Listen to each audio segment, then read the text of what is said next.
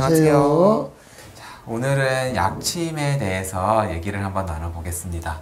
네, 우선 뭐 약침이라는 거 이제 한의원에서 들어보신 분도 있고 안 들어보신 분도 계실 텐데요. 약침을 뭐라고 말씀을 드릴 수 있을까요? 약침이란 혈자리에 정제된 약물을 넣어서 주입하는 신진요법 중 하나를 말하고 있습니다. 그러니까 혈자리에 약물이 들어가는 만큼 혈자리 자극 효과도 있고 약물의 효과가 나는 두 가지 효과가 동시에 나는 방법이라고 할 수 있죠. 많이들 알고 계시는 복약침도 많이 쓰고요. 그 외에도 뭐 주로 이제 근골격계 통증을 치료하기 위한 뭐 그런 약침도 많이 쓰고 있고요.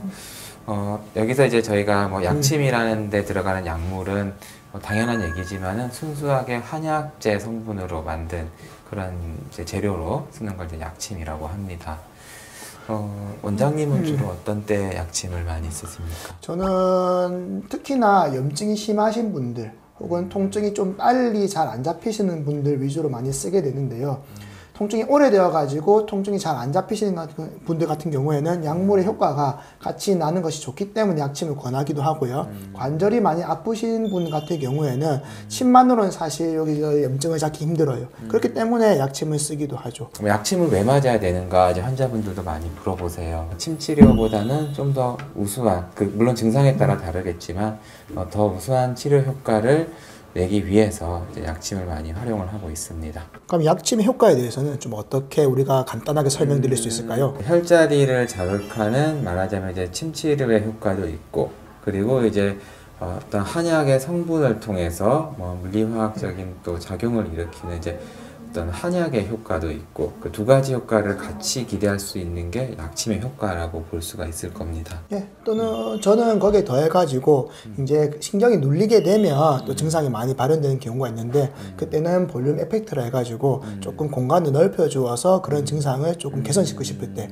그때도 약침의 효과를 좀 보고 있는 것 같습니다. 네, 약침을 쓸 때 이렇게 이제 아주 짧은 어떤 바늘을 쓰기도 하고 조금 더 이렇게 아주 다양하게 저희가 준비를 하고 쓰고 있거든요. 지금 사실 더 긴 것도 씁니다. 이것보다 더 긴 뭐 60mm, 90mm 다양한 사이즈의 도구를 이용을 해서 몸의 각 부위에 맞게끔 신경이 압박을 받고 있다든지 이제 그런 부분들에 이 공간을 넓혀줄 수 있는 이제 효과를 기대하는 그런 부분들이 또 약침의 효과라고 볼 수 있습니다. 제가 최근에 들은 질문 중 하나인데요. 약침은 효과가 없는데 돈 벌려고 하는 게 아니냐 이런 질문 한번 받았거든요. 원장님 이에 대해서 어떻게 생각하시나요? 일단 당연히 그렇지가 않겠죠. 약침의 효과에 대한 연구는 뭐 이미 많이 연구 결과가 나왔고 지금도 활발하게 하고 있는 중이고요. 가장 대표적인 효과는 역시 어떤 진통과 이제 소염의 효과인데 그 부분에 있어서 가장 적은 부작용으로 충분한 효과를 낼 수 있기 때문에 이제 많이 활용을 하고 있고요. 침보다는 조금 더 아플 수는 있는데 많은 차이는 없지만 간혹 뭐 약침을 맞고 나서 나는 어제 약침 맞고 지금 더 아픈 것 같은데 왜 그래요? 이렇게 물어보시는 경우가 가끔 있거든요. 보통 더 아프다는 경우는 세 가지로 제가 나누어 드리는데요. 첫 번째는 이제 염증 부위에 약물이 들어갔을 때 일어나는 면역 증강 작용입니다. 약물이 면역 증강 작용을 일으키면서 통증을 더 일으키게 되는 경우도 있고요. 두 번째는 이제 약침 사실 바늘도 들어가고 보기 무섭잖아요. 그렇기 때문에 환자분들이 힘을 너무 주고 있어서 근육통이 오는 경우도 있습니다. 그리고 세 번째는 오래된 병 같은 경우에는 그쪽에 이제 혈류가 안 흐르다가 갑자기 흘러버리면 이제 프로스타글란딘이라는 물질이 발현되게 되는데요. 그런 물질에 의해서 통증이 잠시 올 수 있습니다.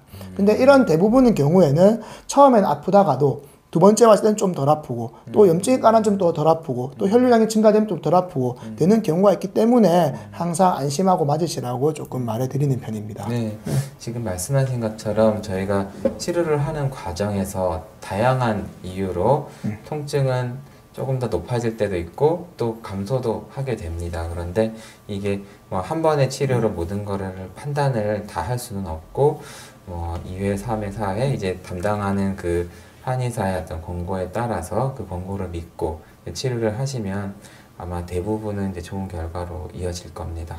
그러면 약침 같은 경우는 부작용이 아예 없다고 말할 수 있나요? 부작용이 뭐 아예 없다라고 말씀을 드릴 수는 없겠죠. 특히 뭐 뭐 많이 알고 계시는 이제 복약침 같은 경우에는 뭐 가장 대표적인 뭐 부작용은 이제 아나필락시스 쇼크라고 많이 얘기를 하죠. 이 부분은 이제 그 이제 복약침 특유의 어떤 성분에 의해서 순간적으로 어떤 뭐 호흡곤란이라든지 여러 가지 쇼크 증상이 오는 걸 얘기를 하는데요. 당연한 얘기지만 그 부작용을 최소화하기 위한 노력을 하고 있고요. 저희가 사용하고 있는 이 복약침은 이런 알러지성 물질들을 이제 특수하게 다 정제해서 문제를 유발하는 성분들을 최대한 줄인 약물을 쓰고 있다는 부분. 저 같은 경우에도 꼭 하기 전에는 스킨 테스트, 그러니까 스킨 테스트가 뭔지 모르는 분들이 있을 건데요. 약물을 피부에 조금만 주입해서 알러지 반응이 일어나는지 안 나는지 확인하는 반응이고요. 또한 사전 설문, 그 다음에 사전에 충분한 설명을 통해서 안전하게 사용하고 있음을 좀 알려드리고 싶습니다. 위험도를 최대한 낮추기 위한 노력을 하고 있고 그런 부분에서 상당히 안전하다는 것이 입증이 되었기 때문에 저희가 이제 다용을 하고 있는 치료가 바로 이 약침술입니다. 오늘 일단 약침에 대해서 조금 알아봤는데요. 사실 약침에 대해서 할 말은 좀 더 많기 때문에 한 번 더 이렇게 약침에 대해서 얘기하는 시간이 있으면 좋겠습니다. 그렇기 때문에 다음 시간에 조금 더 다른 내용으로 약침에 대해서 알려드리도록 하겠습니다. 감사합니다. 감사합니다.